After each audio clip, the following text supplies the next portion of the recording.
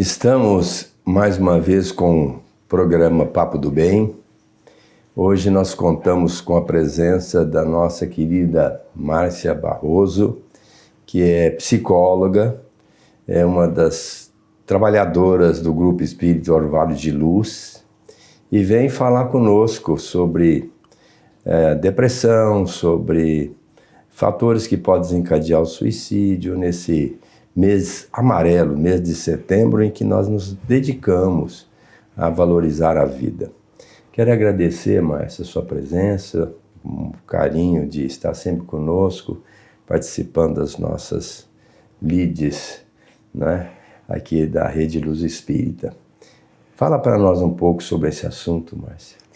Bom, primeiro eu quero agradecer pelo convite, né, que foi feito para mim, agradecer ao Dr. Aguinaldo sempre pelo apoio em todas as situações da nossa vida, o carinho da amizade, da parceria de sempre, e agradecer a possibilidade da gente conversar um pouquinho sobre esse tema, porque quando a gente fala em suicídio, quando a gente fala em Setembro Amarelo, hoje de cada 100 mortes que acontecem no mundo, uma acontece por suicídio. E existe um dado importante para a gente comentar, é que desde 2019 as taxas de suicídio têm caído no mundo inteiro, em torno de 36%. Mas nas Américas, América do Norte, América Central e América do Sul, aumentaram 17%. Então a gente precisa trazer esse tema para discussão para que a gente possa falar mais sobre isso e orientar melhor as pessoas para que elas entendam que o suicídio nunca foi e nunca vai ser uma opção, não é uma escolha. E a gente percebe, Márcia, que esse assunto ele é pouco ventilado, talvez por um mito, né, que falando suicídio incentiva as pessoas ao suicídio, mas hoje nós sabemos que há muitas instituições já preocupadas com isso, e esse trabalho que o pessoal está fazendo no mundo inteiro é exatamente para minorizar essa taxa, não é? Exatamente. É preciso que você entenda que você tem um instinto de vida. Você nasceu com uma chama, com uma luz dentro de você, como dizia Jesus, brilhe a vossa luz. Você tem uma luz interna e é essa luz que te dá um instinto de vida. Ninguém quer se matar. Ninguém em sã consciência quer se matar. E esse ano a Associação Brasileira de Psiquiatria está trabalhando com um tema, e a gente está conversando aqui hoje em cima de um trabalho feito pelo Dr. Cláudio Martins, a doutora Miriam Gorender e a doutora Sandra Peu, que trabalham exatamente o fato de que a vida é a melhor escolha, porque por trás da tentativa de suicídio, por trás da ação do suicídio, doutor, está se percebendo que existe quase 100% de existência de uma doença mental. Então, o indivíduo que escolhe o suicídio, na verdade, ele tem uma doença. Ele precisa entender que ele tem tratamento, que ele tem jeito.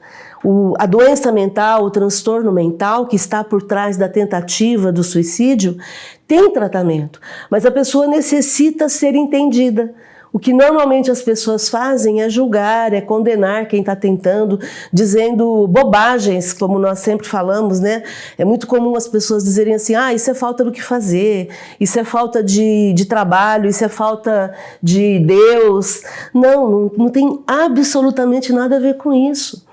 Mesmo porque, Márcia, dentro da nossa visão espírita, a gente sabe que os suicidas do passado, por essa sombra do inconsciente, podem já vir com esse estigma de correr o risco de buscar o suicídio novamente. Então essa pessoa, entre aspas, já é um espírito que faliu, é falível, então precisa de um carinho muito especial. E isso começa desde a infância, né? A gente perceber aquela criatura que é bem resolvida e a outra que não. Se não é, mais cuidado deve ter com essa criatura, né? Sim. A pessoa que tem um transtorno mental, que tem uma doença mental, na verdade ela está com raciocínio, a capacidade de raciocínio está afetada. Ela não consegue tomar decisões acertadas. Ela está com a capacidade de decisão, com senso crítico limitado. E aí, muitas vezes, ela só encontra como solução acabar com a própria vida. Por isso que é tão importante a gente cuidar dessa pessoa, para que ela entenda que isso tem tratamento, e aí ela vai tratar o que ela está sentindo. Ela quer eliminar a dor e não o corpo. Você quer acabar com aquilo que está te fazendo sofrer, não com o seu corpo. E essa doença, esse transtorno que você sente, esses pensamentos que não param de vir na sua mente, isso tem tratamento. A depressão, a ansiedade, o transtorno de humor, os transtornos borderline, tudo isso tem tratamento. A dependência química, o transtorno da dependência química, todas essas doenças, elas afetam a nossa capacidade de decisão no dia a dia.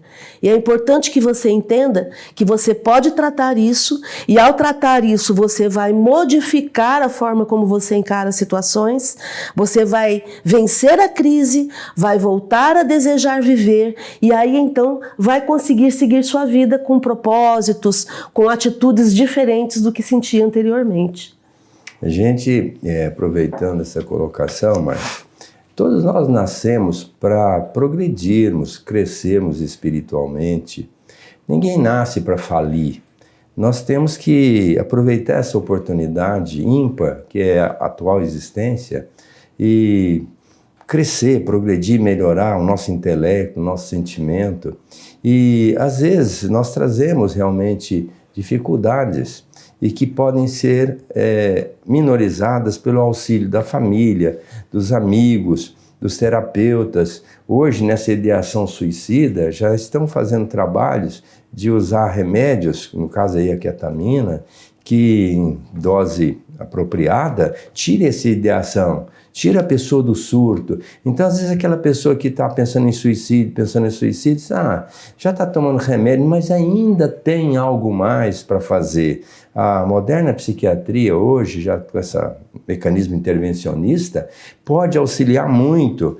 Então é uma pena uma pessoa tirar a vida, e penaliza mesmo, é uma coisa muito difícil, sofrida para a família, para os amigos, para os nossos amigos espirituais que lutam, tentam tirar essa pessoa do foco. Então, esse movimento de trabalhar pela vida tem que ser mundial. A crise é mundial e tem tudo a ver, porque quase em todos os lares tem pessoas depressivas, não tem? Sim, exatamente. Existem fatores que nós chamamos genéticos, né, que é quando a pessoa já tem uma genética com predisposição para depressão, e existem fatores que nós consideramos epigenéticos, que aí vai envolver todo o ambiente social e a forma como a pessoa lida com as coisas no dia a dia. Então, os fatores genéticos, eles vão determinar a neuroquímica do cérebro da pessoa. E os fatores que estão à volta dela, então a sociedade, o trabalho, a escola, a forma como ela lida com a família, os fatores estressantes, que é o ambiente, por exemplo, existe a depressão sazonal por conta do calor extremo ou do frio extremo ou de condições de trabalho inadequadas. Então esses fatores todos também interferem. Por isso é tão importante a pessoa entender que ela está num conjunto de situações que precisam ser melhoradas para diminuir, para minorar a dificuldade que ela está enfrentando e aí ela conseguir ter uma condição de vida melhor. Então, quando eu identifico que existe uma limitação por conta da doença, da depressão, da ansiedade, do transtorno de humor e etc., e quando eu cuido do ambiente em que eu vivo, procurando ter uma condição de vida mais saudável, eu vou conseguir vencer esse desafio e vou conseguir eliminar esses pensamentos. E o senhor tocou num ponto muito importante, doutor, que é a questão do preconceito que as pessoas têm com a medicação. Muitas pessoas, é comum a gente, né, no consultório de psicologia, a pessoa fala, não, mas eu não quero remédio. E você precisa entender que, na verdade, se a tua neuroquímica está perturbada por algum motivo, seja ele genético ou não, você necessita desse suporte medicamentoso para fazer com que você pegue no tranco, como a gente dizia antigamente. Que tem atitude, né? Exatamente. Possa levar adiante nessa... busca da solução, né? Exatamente. A medicação vai dar esse empurrão inicial e depois vai poder ser retirada. E buscar ajuda, né, Márcia? Sim. Porque eu vejo quanto você, como psicóloga, pode ajudar uma criatura dessa, um psiquiatra, né? Vencer esses preconceitos. Ninguém vai... Por exemplo, você tem diabetes, você vai sofrer com as insulinas todo dia, né? Quando é um diabetes já uma situação mais agravada, e você tem que conviver com a dieta, com a injeção. Olha, ir a um médico, um psicólogo, um psiquiatra é tão natural quanto ir num endocrinologista para cuidar do diabetes, não é? Sim, mas a gente precisa que a população entenda que esse preconceito que se cria tem que ser vencido. O nome disso é psicofobia. É quando a gente tem preconceito contra alguém que tenha um transtorno mental. Então, esse tratamento é importante, tem que ser... O suicídio ou a tentativa de suicídio é considerado uma emergência médica que exige intervenção. Então, se você está diante de alguém que está com risco iminente de suicídio, a gente sempre diz o seguinte, que existem duas situações em que nós podemos interferir na vida da pessoa. Primeiro, quando ela pede ajuda, e segundo, quando ela corre risco de morte. Né? Então, quando ela corre um risco de morte, você tem o direito de pegar o telefone, ligar para o SAMU, 192, pedir socorro, e aí tem todo um protocolo que a gente vai abordar ainda para que você possa dar o melhor atendimento para essa pessoa. Mas o mais importante é a gente parar com o preconceito, entender que o transtorno mental é uma doença que tem tratamento, que merece ser atendida e que, se não for corrigido, vai virar uma complicação, que é o suicídio. E outra coisa, Márcia, esse comprometimento nosso com a pessoa doente. Às vezes a pessoa está gritando, não está falando para a gente, me socorra, pelo amor de Deus. E a gente vê, mas não tem nada a ver comigo, coisa e tal, procura o fulano, procura o ciclano. Esse negócio de procura, mandar, vai fazer isso, funciona? Não, não funciona. Existe o que a gente chama de fatores de risco do suicídio. Né? São 4 fatores que colocam o risco do suicídio mais presente na vida da pessoa. O primeiro deles é ela ter uma doença mental não tratada. Então isso já, lembra que a gente falou agora há pouco, prejudica o senso crítico, a pessoa não consegue tomar decisões sozinhas, então aí ela fica propensa a cometer o suicídio. Um outro fator que é risco para suicídio é ela ter tentado o suicídio. Então, uma pessoa que já tentou suicídio, ela tem um alto grau de possibilidade de tentar de novo. O terceiro fator são os estressores importantes do dia a dia da pessoa. Então, alguém que passou por uma situação vexatória, alguém que passou por uma perda financeira significativa, alguém que teve uma situação de prisão, uma situação de tensão muito intensa envolvendo essa pessoa, uma pessoa que perdeu algum familiar ou algum amigo muito querido, muito próximo, uma pessoa que perdeu alguém para o suicídio. Todos esses são fatores que interferem, que são estressores para o indivíduo. Uma doença ou uma dor crônica que não tem solução. Então, a gente precisa estar atento a isso também. E um quarto risco do cometimento do suicídio é o abuso do álcool, porque no abuso do álcool a pessoa perde o senso crítico de novo. Então, se ela já tem uma doença mental não tratada, ela fica mais fragilizada ainda e aí ela pode ter um rompante por conta do abuso do álcool e provocar o suicídio. E o álcool também, Márcia, ele queima os neurotransmissores. Sim. Esses elementos que mediam entre as células nervosas e que são importantes para dar alegria, ânimo, disposição, que são chamados neurotransmissores, como dopamina, serotonina e tantos outros, o álcool tem a propriedade de destruir esses elementos. Então, toda pessoa que bebe, na sequência, ela acaba depressiva. Matematicamente, pode não ter uma depressão tão significativa, mas ela vai ter uma depressão. E se insistir, vai chegar numa depressão tão grande e aí bloqueando esse ego, né, o superego, né, ele fica mais, vamos dizer, à vontade, porque o álcool dá essa liberdade para a criatura, para vencer a sua própria consciência, e acaba se matando. Então, eu só bebo de vez em quando, mas esse de vez em quando vai acontecendo e acaba complicando, não é? Sim. Mas... E existem também os fatores que são de proteção contra o suicídio. Eu acho importante a gente falar sobre isso também, doutor. O primeiro fator de proteção é a pessoa tratar-se. Então, tratar a doença mental. Ou ela vai buscar auxílio ou ela vai ser levada por alguém. Uma segunda condição que também ajuda a proteger contra o suicídio é ter uma condição financeira suficiente de viver razoavelmente. E aqui é importante a gente falar da importância que existe a implementação de políticas de Estado, seja municipal, estadual, federal, porque essa implementação de políticas públicas vai possibilitar para o indivíduo gerar, para essa população que está se sentindo desassistida, vai gerar uma condição minimamente razoável para ela conseguir ter paz, conseguir ter esperança em dias melhores.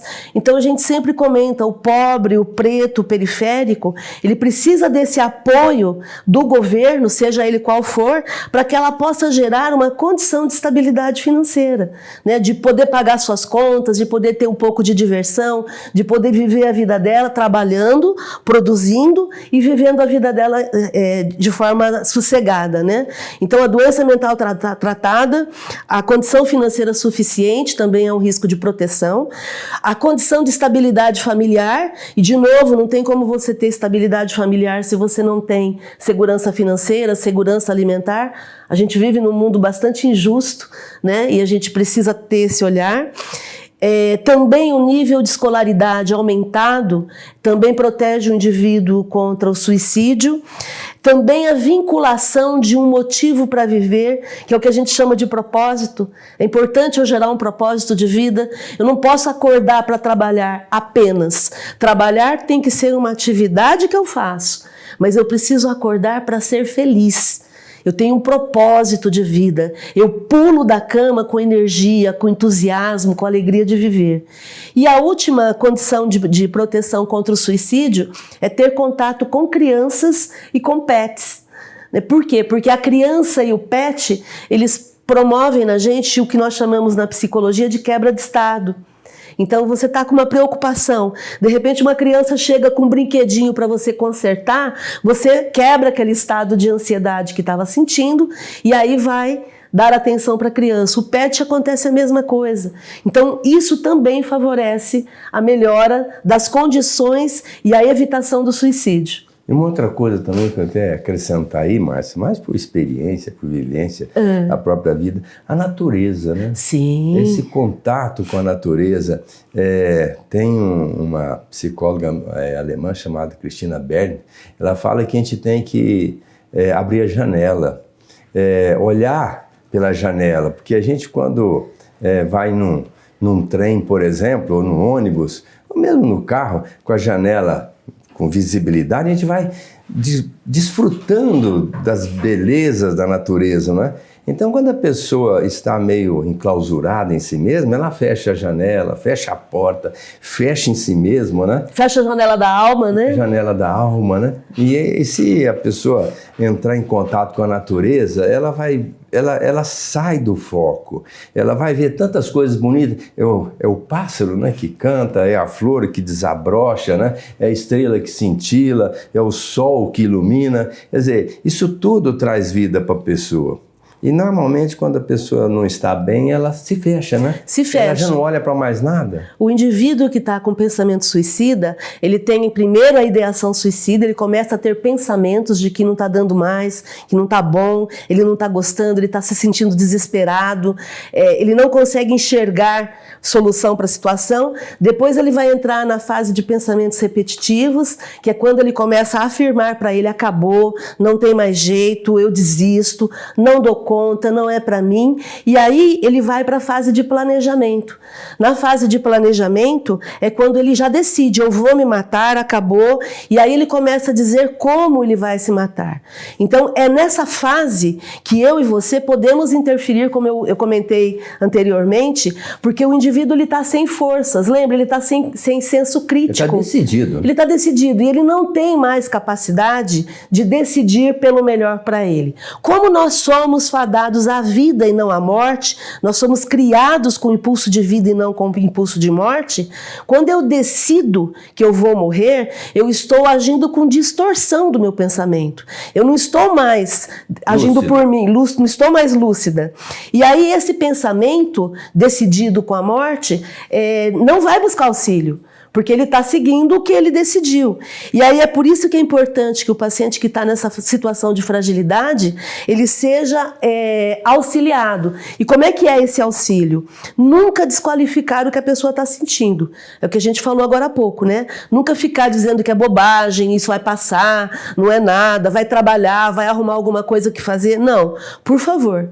O que a pessoa precisa nesse momento é de duas coisas: acolhimento e escuta.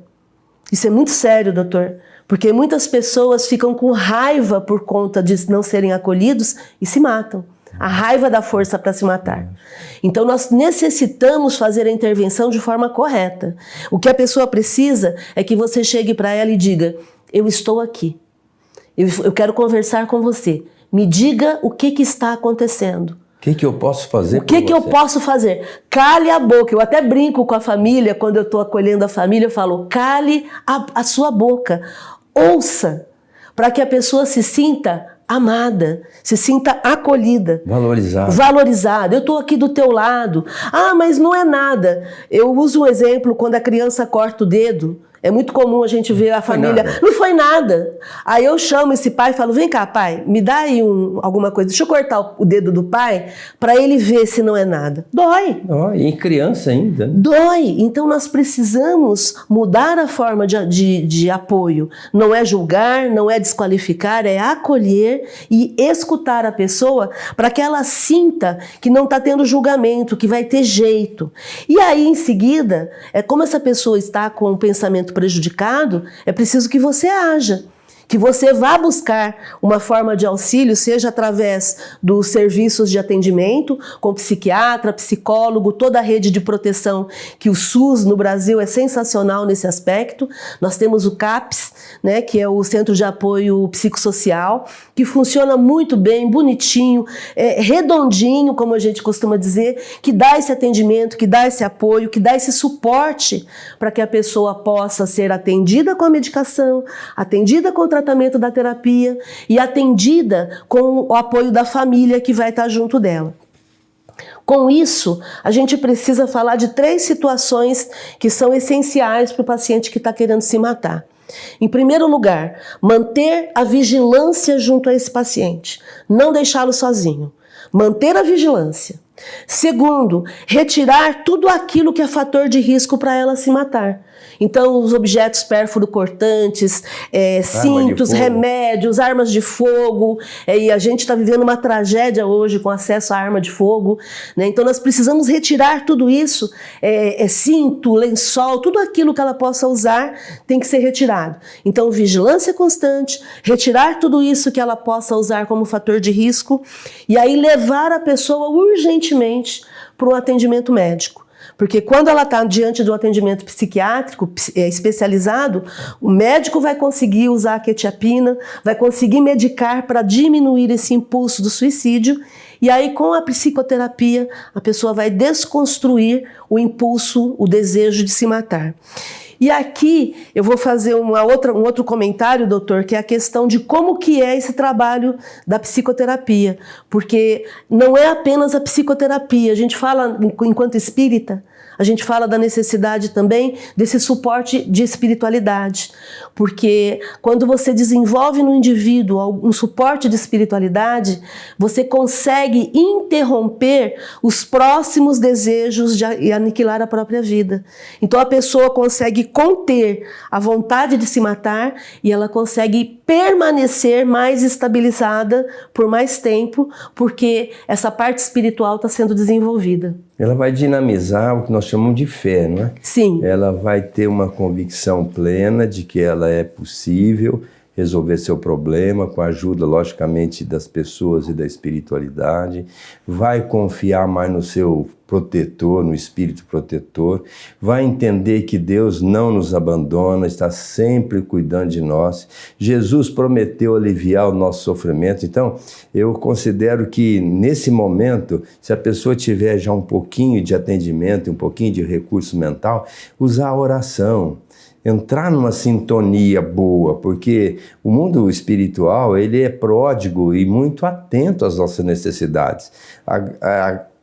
O perigo é nós distanciarmos dessas fontes que nos assistem e criarmos um plugue com forças negativas, até mesmo obsessivas. Então, a oração é um grande elemento que a pessoa pode fazer uso, e é de manhã, de tarde, de noite, nessa sintonia. E aí vem exatamente esse lado da espiritualidade. Isso não depende de religião, né, Márcia? Não, não depende. Você pode... Existem ateus que são altamente espiritualizados, doutor. Sim, lógico. Né? A pessoa que está trabalhando na pesquisa pela vida, ela está contribuindo para a humanidade, para o bem-estar social. Né?